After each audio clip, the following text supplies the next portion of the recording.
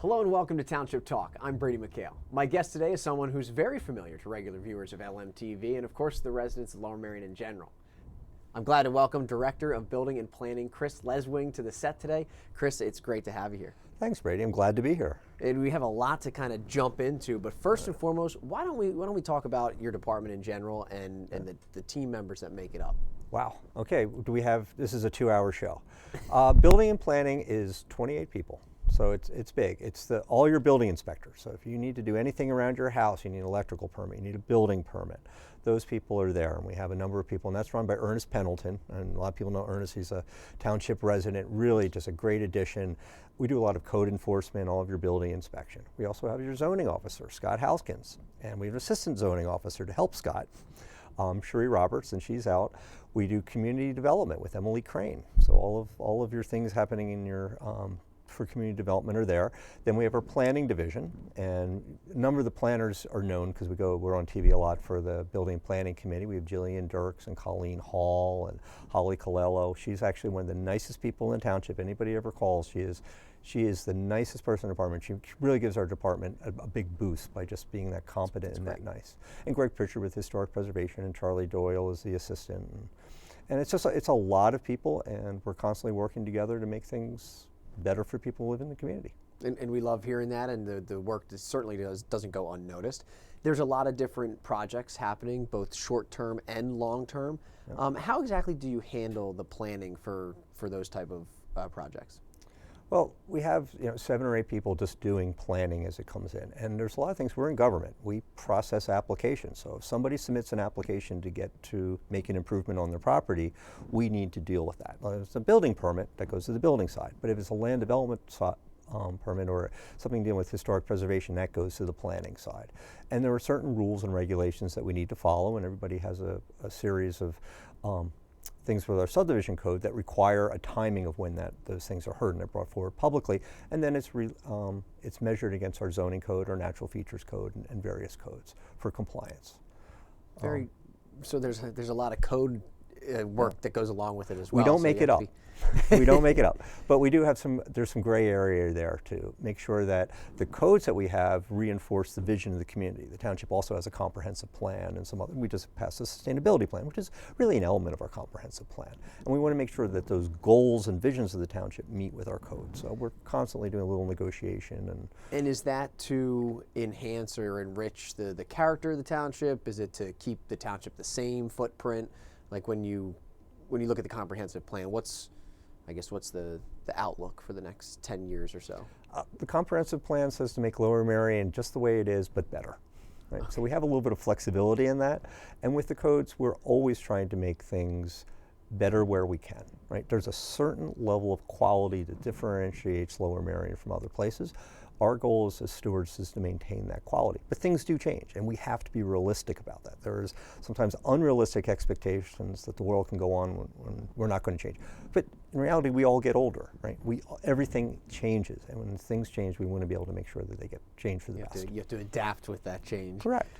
Speaking of change, noticed a lot of renewed interest in their trail systems here in Lower Merion Township.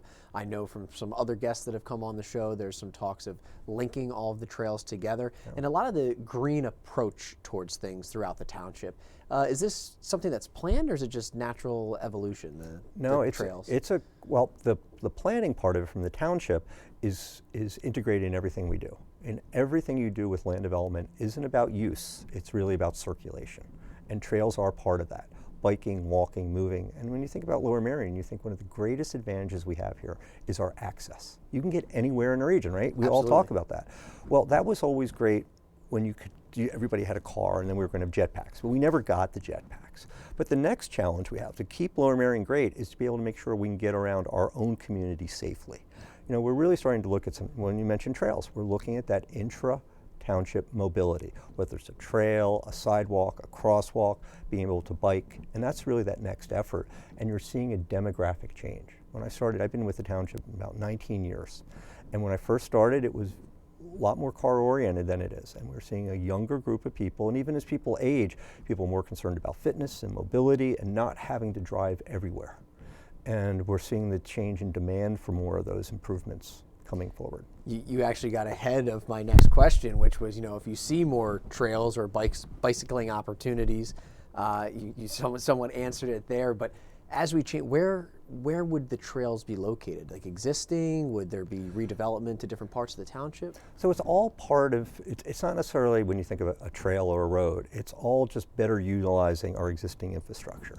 So I think what we will find is using some of our roads, instead of just having them for cars, also being able to on the side have sidewalks or paths to be able to get people safely down the street. There are parts of it, and that's hard, because there are parts of the township that were developed and people never thought that people would walk there. Of course. But people now are walking and running in their community, and we need to adapt our community so people can safely use their community. We have the ability to change, but that's hard. And when you are planning for these, renovations or even building and creating something, how important, how vital is it that you work with local communities? Is it the civic associations? Are there volunteer boards that you work with? We work with everybody. So the easiest way that we can get these improvements is through the land development process. So when somebody comes in and a developer is going to make a change, suppose you're a shopping center and a shopping center is developing, we can require sidewalks to be put in front of that shopping center if a new house gets built. Well, we're not going to see a lot of new houses in the township. Township is just not going to see a lot of new single-family houses. You might get one torn down and rebuilt, but you're not going to see a field turned into houses. So we're not going to get those sidewalks there. Our commercial areas are constantly revitalizing, but they're only 3-4% of the land area of the township. So where we're seeing these other improvements, could be on institutional campus, it could be on just public road. Everything we do works through the public process. And that's something I take a lot of pride with with my team, of reaching out to civic associations, smaller groups of neighbors that might not be part of that, who are immediately surrounding that. There are advisory bodies. We have a Shade Tree Commission that is concerned with things, the Environmental Advisory Council. We have the Board of Commissioners, of course. Ward commissioners are very involved with projects in their local wards, and also the Planning Commission. What are some big projects that you guys are working on now? Any major ones throughout the township? I know Ardmore is going through the Ardmore Initiatives, doing a lot of work right now. Ballackinwood, some apartment complexes being developed down there. Are there any major? Well, it's conscious. It goes back to our comprehensive plan. So about 8 years ago, we completed our comprehensive plan, and in that, we heard from the community that we wanted to keep our residential neighborhoods pretty much the way they are, not seeing a lot of new growth in there. And that really accounts for about 65% of the land area of the township. So if you think about that area being rather static, you're going to see building improvements, people making additions or kitchens and things, but you're not seeing new houses. So those are stable. The focus that you're really seeing is in our commercial areas, and there was a desire of the community to have better commercial areas. In some ways, we haven't planned our commercial areas. Our commercial areas are developed in spite of our residential areas. We talk about how much pride we have in our residential neighborhoods. We all have that trip that you take when you bring somebody from out of town. Let me take you for the drive around the township. Of course. And you take them down the beautiful tree-lined street and over the stone bridge.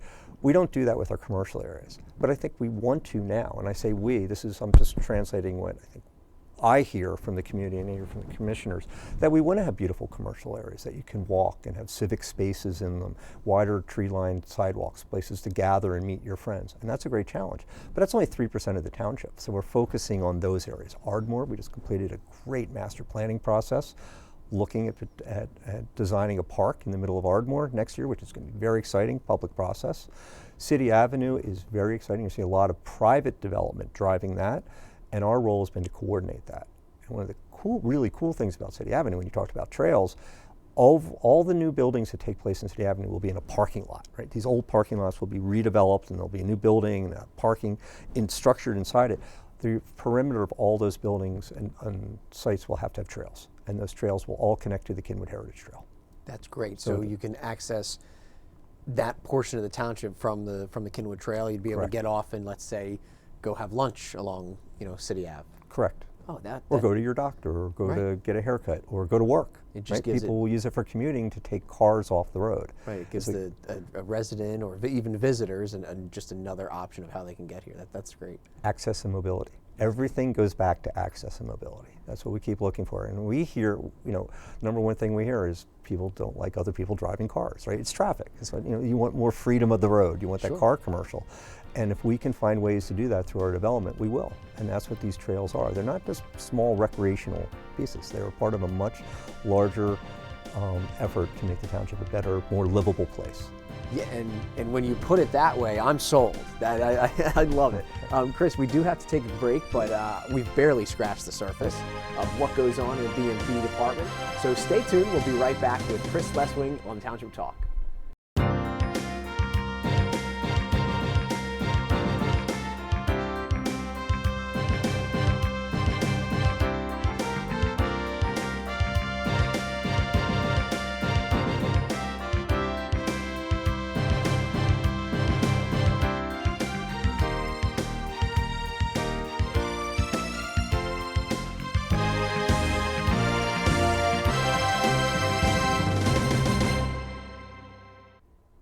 Welcome back to Township Talk. I'm Brady McHale, speaking with Building and Planning Director Chris Leswing.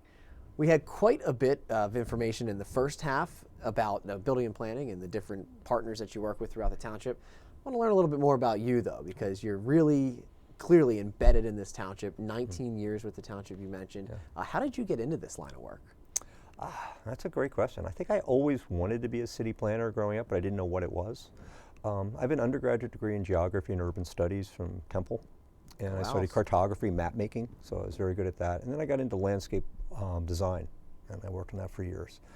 And I had one of those NPR moments where I was listening to a book about city planning, and I went and read the book and decided I had to go to grad school. And went to grad school and became a city planner. I was working in North Jersey in all the Sopranos towns, so if you got whacked in North Jersey, I was usually your planner. And a job came up in Lower Merion, and here I am. Glad you made it out alive. We're happy to have you here. So you also are a resident of the township. I am. And I can imagine that a public-facing job such as yours, where you're making a lot of decisions on behalf of the citizens with their input, of course. But I can imagine that the work-life balance can be a little bit tough. You know, you're driving down the street on a Saturday, you're not working, and all of a sudden you see something. Is it hard to turn that switch off? Well, my zoning officer knows that, yes, where it's I ride my bike a lot around the township. Okay. I ride it for exercise and fun, just to get around, and I see things. There could be an illegal tree house, there could be a branch down, and he's used to getting the calls at 7 o'clock at night saying, where did this come from? That's pretty funny. What are some of your hobbies other than biking? I like to garden. Okay. I'd like to really be generally outside when I can, and of course reading. Part of the community. I volunteer a lot. I think that's something you should always give back a lot. I'm involved with the Friends of Linwood Park. I'm also this year been involved with the Ardmore Rotary. That's a great organization. Those are kind of things. I'm not as interesting as you think I am. But those partnerships really do help then when you come to work Monday through Friday. You have those relationships, you know who to call, they know who to call, and I'm sure your phone rings off the hook. It does, and I learned by listening. Like when we kid around about I'm in the community, and I do run into times, somebody will stop me and say, why am I building that apartment building, or why did I do that?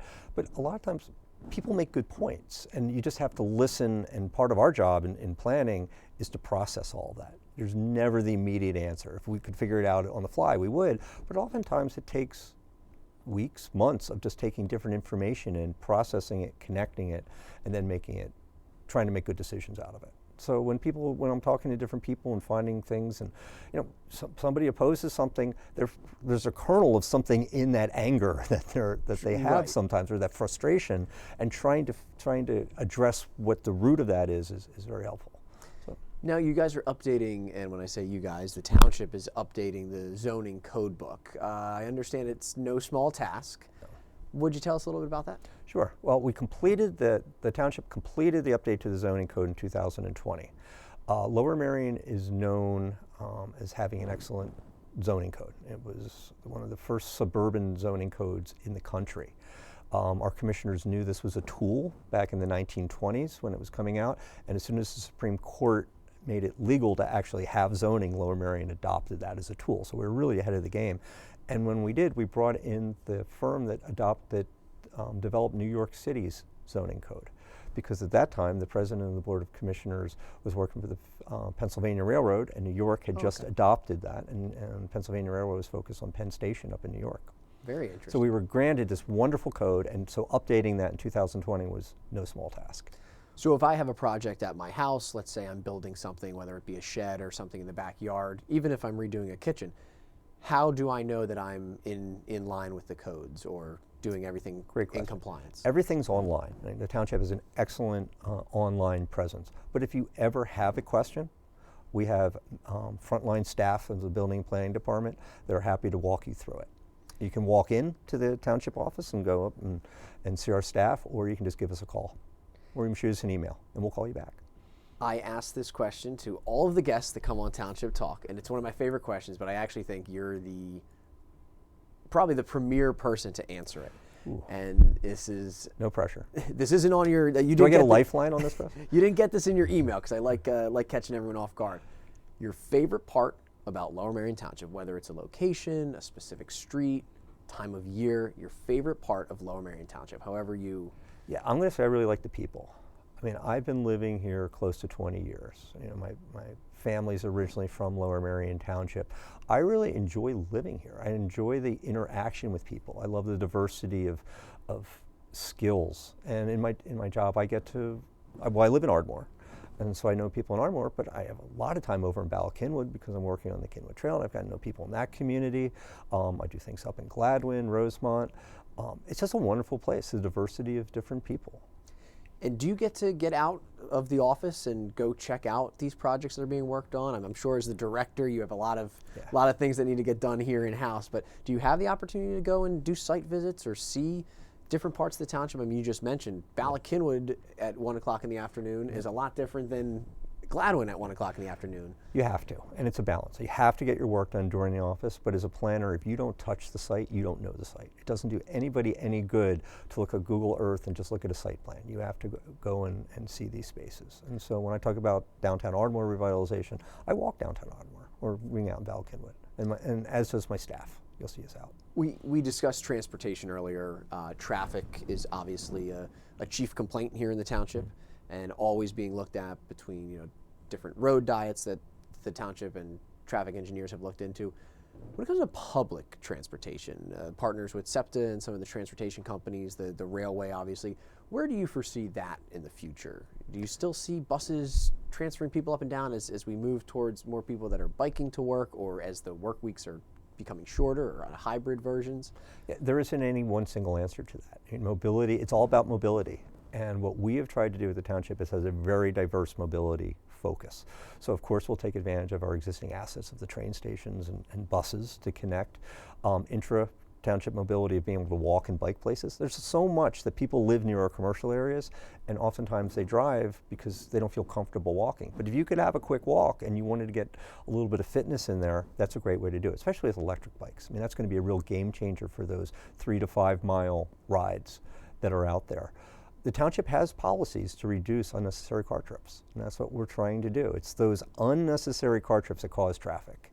It's not just the big commute further and further.